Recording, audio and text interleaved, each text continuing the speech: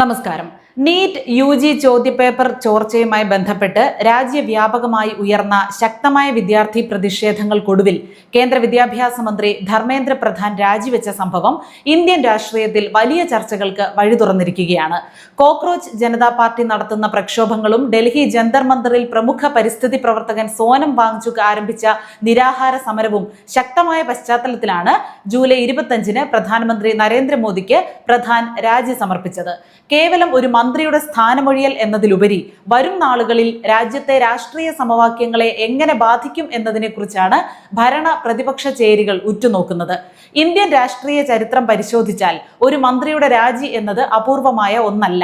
എന്നാൽ അത്തരം രാജികൾ മിക്കപ്പോഴും താൽക്കാലികമായ ഒരു ഇടവേള മാത്രമായി മാറാറുമുണ്ട്. 1956-ൽ അരിയല്ലൂർ ട്രെയിൻ അപകടത്തിന്റെ ധാർമ്മിക ഉത്തരവാദിത്തം ഏറ്റെടുത്ത് ലാൽ ബഹദൂർ ശാസ്ത്രി രാജിവെച്ചതും 93-ൽ വിമാനാപകടത്തിന്റെ പശ്ചാത്തലത്തിൽ മാധവറാവു സിന്ധ്യയും 58-ലെ അഴിമതി ആരോപണത്തിൽ ടി കൃഷ്ണമാചാരിയും രാജിവെച്ച ഉദാഹരണങ്ങൾ നമ്മുടെ മുന്നിലുണ്ട്. ഇവരെല്ലാം തന്നെ പിന്നീട് സർക്കാരുകളിലേക്ക് തിരിച്ചെത്തുകയോ പുതിയ ചുമതലകൾ ഏറ്റെടുക്കുകയോ ചെയ്തിട്ടുണ്ട്. അതിനാൽ സംബാൽപൂരിൽ നിന്നുള്ള എംപിയും ബി.ജെ.പിയുടെ മുതിർന്ന നേതാവുമായ ധർമ്മേന്ദ്ര പ്രധാന്റെ രാജിയും ഒരു രാഷ്ട്രീയ തിരിച്ചുവരവിന് വഴിയിട്ടുകൊണ്ടുള്ള തന്ത്രപരമായ നീക്കമാണെന്നാണ് രാഷ്ട്രീയ നിരീക്ഷകരുടെ വിലയിരുത്തൽ. തന്റെ രാജി പ്രഖ്യാപനത്തിൽ പരാജയം സമ്മതിക്കുന്നതിന് പകരം പരീക്ഷാ ക്രമക്കേടുകൾക്കെതിരെ സർക്കാർ സ്വീകരിച്ച നടപടികൾ വിശദീകരിക്കാനാണ് പ്രധാൻ ശ്രമിച്ചത്. CBI അന്വേഷണം പ്രഖ്യാപിച്ചതും ചോദ്യപേപ്പർ ചോർന്ന പരീക്ഷകൾ റദ്ദാക്കിയതും അടുത്ത വർഷം മുതൽ കമ്പ്യൂട്ടർ അധിഷ്ഠിത നീറ്റ് ഫോർമാറ്റിലേക്ക് മാറാൻ തീരുമാനിച്ചതും തന്റെ ഭരണത്തിന് കീഴിൽ സ്വീകരിച്ച അടിയന്തര നടപടികളായി അദ്ദേഹം ചൂണ്ടിക്കാട്ടി. ജൂൺ 21-ന് 20 ലക്ഷത്തിലധികം വിദ്യാർത്ഥികൾക്കായി പുതിയ പരീക്ഷ വിജയകരമായി നടത്തിയത് ഭരണ നേട്ടമായി ഉയർത്തിക്കാട്ടാനും അദ്ദേഹം ശ്രമിച്ചിട്ടുണ്ട്. NDA മുന്നണിയെ സംബന്ധിച്ച് ധർമ്മേന്ദ്ര പ്രധാന്റെ രാജി ഒഡീഷ രാഷ്ട്രീയത്തിൽ വലിയ പ്രതിഫലനങ്ങൾ സൃഷ്ടിച്ചേക്കാം. ഒഡീഷയിലെ ബി.ജെ.പിയുടെ ഏറ്റവും സ്വാധീനമുള്ള മുഖങ്ങളിൽ ഒന്നായ പ്രധാൻ കേന്ദ്ര നേതൃത്വവും സംസ്ഥാന ഘടകവും തമ്മിലുള്ള ഒരു പ്രധാന കണ്ണിയായിരുന്നു. നവീൻ പട്നായിക്കിന്റെ BJDയെ പരാജയപ്പെടുത്തി BJP അധികാരത്തിലെത്തിയ പശ്ചാത്തലത്തിൽ ഒഡീഷയിൽ നിന്നുള്ള ഒരു കേന്ദ്രമന്ത്രി രാജിവെക്കുന്നത് പ്രാദേശിക രാഷ്ട്രീയ സമവാക്യങ്ങളെയും സംഘപരിവാർ പ്രസ്ഥാനങ്ങളുടെ നയരൂപീകരണത്തെയും ഒരുപോലെ സ്വാധീനിച്ചേക്കും. മറുവശത്ത് ദേശീയ തലത്തിലും ഉത്തർപ്രദേശ് രാഷ്ട്രീയത്തിലും പ്രധാന്റെ രാജി വലിയ ചലനങ്ങൾ സൃഷ്ടിക്കുന്നുണ്ട്. മത്സര പരീക്ഷകളും തൊഴിലില്ലായ്മയും ഏറ്റവും കൂടുതൽ ബാധിക്കുന്ന സംസ്ഥാനങ്ങളിലൊന്നാണ് ഉത്തർപ്രദേശ്. മുൻകാലങ്ങളിൽ സമാജ്വാദി പാർട്ടിയും കോൺഗ്രസും ഇത്തരം വിഷയങ്ങൾ ഏറ്റെടുത്ത് തിരഞ്ഞെടുപ്പ് നേട്ടങ്ങളാക്കാൻ ശ്രമിച്ചിട്ടുണ്ടെങ്കിലും നിലവിലെ പുതിയ സാഹചര്യങ്ങൾ പരമ്പരാഗത രാഷ്ട്രീയ പാർട്ടികൾക്ക് വലിയ വെല്ലുവിളിയാണ് ഉയർത്തുന്നത്.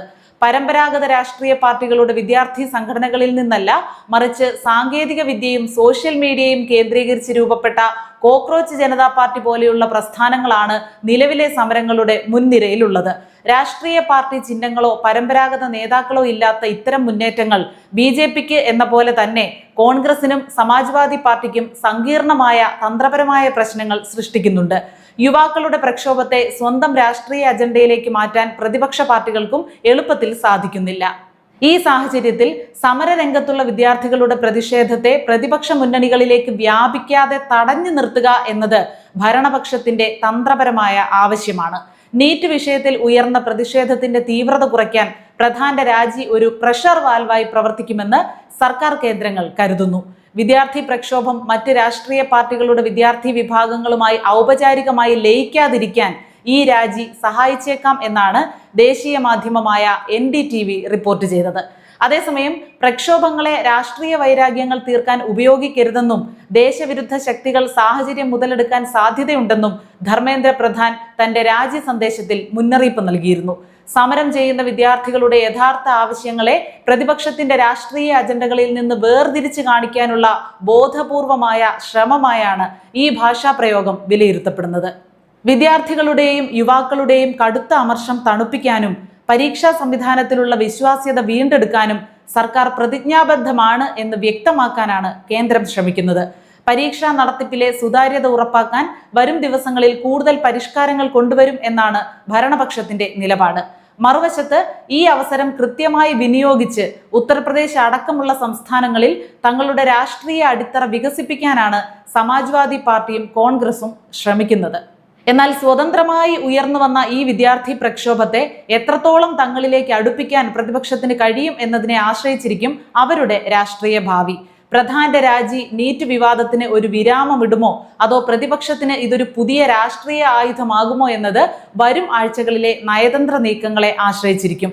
സ്വതന്ത്ര പ്രക്ഷോഭങ്ങളുടെ ഊർജവും ഭരണ പ്രതിപക്ഷ പാർട്ടികളുടെ രാഷ്ട്രീയ തന്ത്രങ്ങളും തമ്മിലുള്ള ഈ പോരാട്ടം വരും ദിവസങ്ങളിൽ കൂടുതൽ കടുക്കാനാണ് സാധ്യത.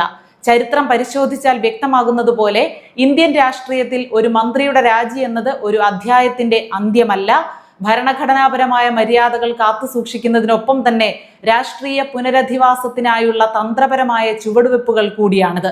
അതിനാൽ ദേശീയ രാഷ്ട്രീയത്തിൽ ധർമ്മേന്ദ്ര പ്രധാന്റെ പങ്കാളിത്തം പൂർണ്ണമായും അവസാനിച്ചു എന്ന് കരുതാനാകില്ല.